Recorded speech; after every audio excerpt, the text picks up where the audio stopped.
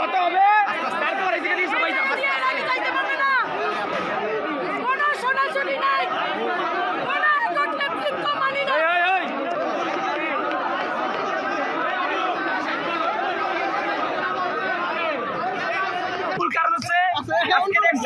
আন্দোলন প্রায় 7 মাস হয়ে গেছে, অথচ এই বরিশালে কোন নেতৃবৃন্দ আসছে আমাদের সাথে 5 মিনিট বসে কথা বলে।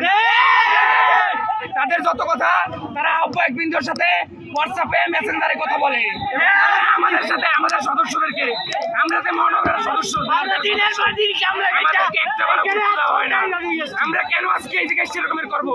তাদেরকে তো আমরা এই জায়গায় দিচ্ছি, তারাও তো আমাদের একজন সিনিয়র পার্সন, তাদের সাথে আমাদেরকে করার দরকার ছিল না, কিন্তু তারা আমাদের সাথে 5 মিনিট বসার চেষ্টা করে না।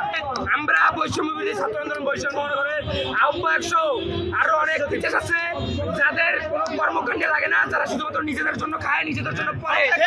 তাদের নাম বৈষম্যবিরোধী ছাত্র আন্দোলন বরিশাল মহানগরের আহ্বায়ক শহীদুল ইসলাম সাহেব, বরিশাল মহানগরের বরিশাল জেলার সদস্য সচিব ওয়াহিদুর রহমান, এছাড়া আরো কিছু লোক আছে যাদের পদত্যাগ আমরা খুব শীঘ্রই চাচ্ছি। এখানে যে বিষয়টি হয়েছে এটা অনাকাঙ্ক্ষিত। আমরা দেখেছি বহিরাগত ভিতরে কিছু ব্যক্তিকে আমরা চিনি না, আমাদের এখানে পাঠও না, ঠিক আছে, তারা এসে এখানে দেখলাম গ্যাঞ্জাম করল। আমাদের নাহিদ ভাই বিপ্লবী, এবং সে বিপ্লবীদের বিষয়টাকে চিন্তা রেখে, বরিশালের বিষয়টাকে চিন্তা রেখে সে পুনরায় আমাদের সাথে বসছে এবং বিষয়টিকে অবজারভেশন করতেছে, ঠিক আছে।